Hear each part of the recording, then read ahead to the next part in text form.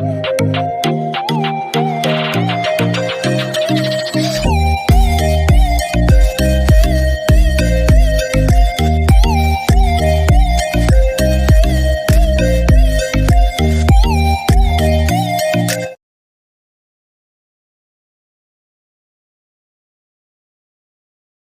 अधिक मास महात्म्य का 8वां अध्याय।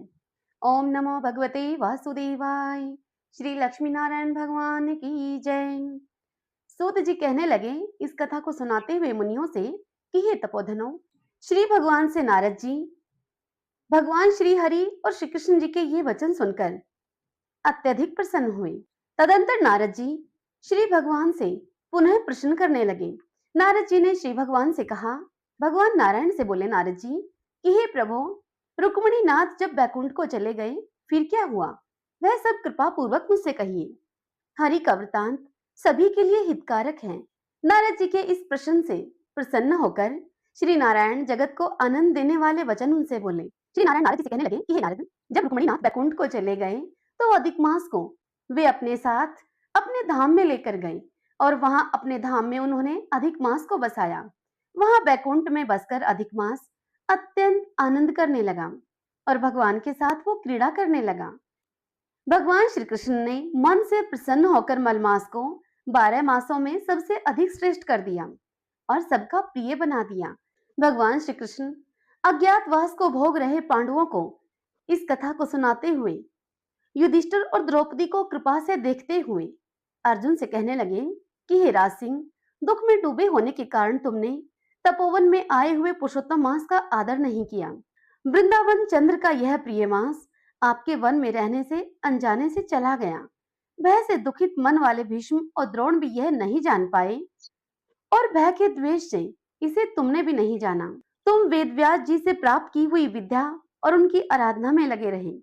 भयंकर शक्तिशाली अर्जुन इंद्रप्रस्थ गए, परंतु उसके दुख से दुखित भाग्यवश आप लोगों ने नहीं जाना। अतः अब क्या करना चाहिए?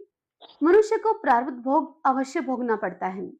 मनुष्य प्रारब्ध से ही सुख दुख भय और आनंद को प्राप्त होता है। अतः सदा ही अपने भाग्य पर ही भरोसा रखिए। श्री कृष्ण युधिष्ठिर से आगे कहते हैं कि हे महाराज, अब मैं आपके दुख का दूसरा कारण आपसे कहता हूँ। इतिहास प्रसिद्ध इस कथा को अच्छी तरह से आप श्रवण करो। तदंतर श्री कृष्ण कहने लगे युधिष्ठिर से कि राजन, यह द्रौपदी पूर्व जन्म में महाभाग्यशाली ब्राह्मण की पुत्री थी। कुछ काल व्यतीत होने पर जब 10 वर्ष की यह हो गई, अपने पिता की यह एक ही पुत्री थी और बड़ी ही चतुर, गुणवती और सुंदर होने के कारण यह पिता को अत्यंत प्रिय थी। यह पड़ोसन सखियों का सुख देखकर पुत्र पौत्र की इच्छा करने लगी और मन में विचार करने लगी कि ऐसे मेरे भी अच्छे गुण और भाग्य वाले भर्ता और सुख देने वाले श्रेष्ठ पुत्र मुझे किस प्रकार से उत्पन्न हो। परंतु हे युधिष्ठिर, उस कन्या ने तो अपने प्रारब्ध का पहले ही नाश कर दिया था, अधिक मास का अनादर करके। वह कन्या अपने मन में विचार करने लगी कि क्या करूं मैं? क्या किसी मुनि के पास जाऊं या फिर मैं किसी तीर्थ में जाकर वहां पर रहूं? मेरा भाग्य कैसे सो गया है कि कोई भर्ता मेरी इच्छा ही नहीं करता है। बड़े आश्चर्य की बात है कि मेरे भाग्य से मेरा पंडित पिता भी मूढ़ हो गया है। विवाह काल प्राप्त होने पर भी यह मेरे जैसे मेरी जोड़ी के वर को मुझे नहीं सौंपता है। मालिक के दुख की पीड़ा तथा कुंवारी में स्वामी का सुख जैसा मेरी सखियां जानती हैं, वैसा मैं नहीं जानती। ऐसे आकुल और व्याकुल वाले मनोरथ की चिंता से मेरी भाग्यवती माता भी पहले ही कैसे मर गई।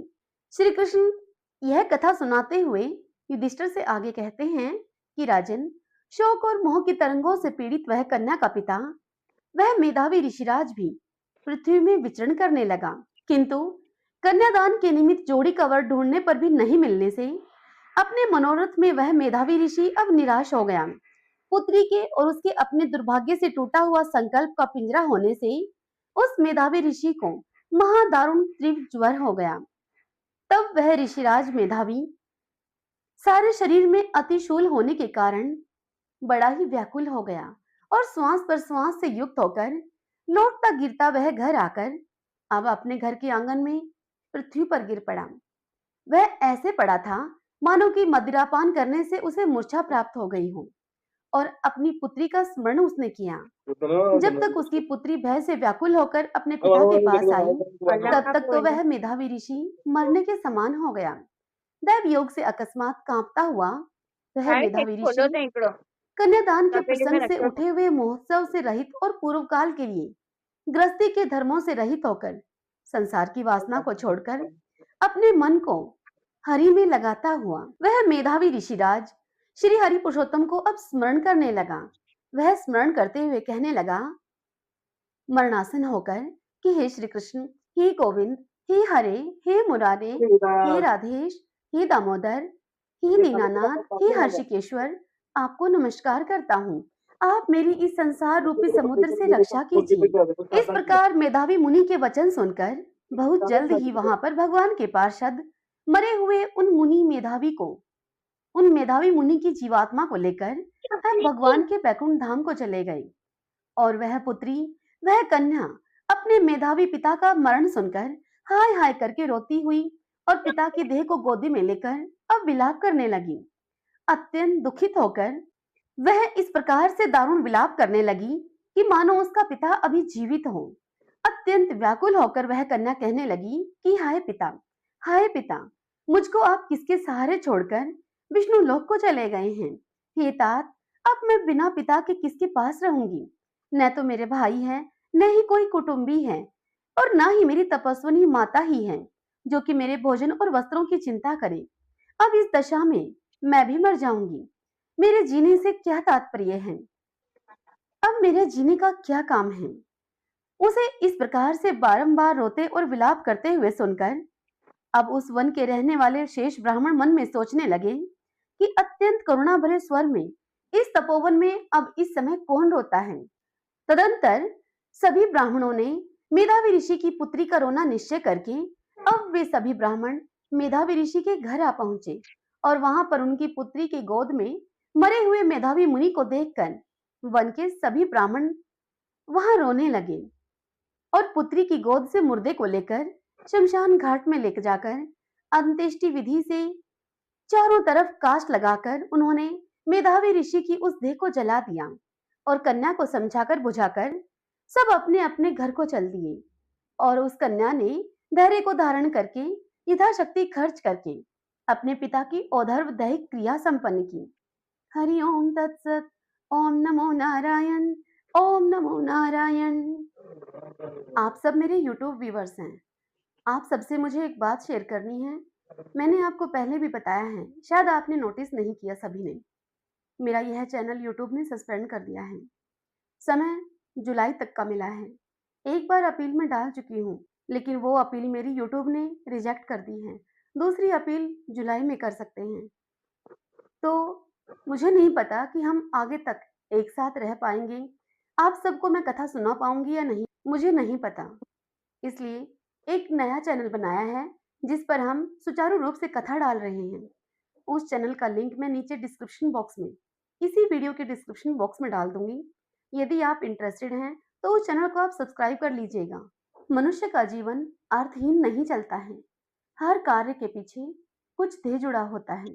अगर YouTube ने दूसरी अपील स्वीकार कर ली तो बहुत ही अच्छी बात होगी, और अगर रिजेक्ट कर दी तो हम इस चैनल पर आगे कथाएं नहीं डाल पाएंगे। आइए अब हम श्रीमद् भगवद गीता के 8वें अध्याय की कथा का श्रवण करते हैं।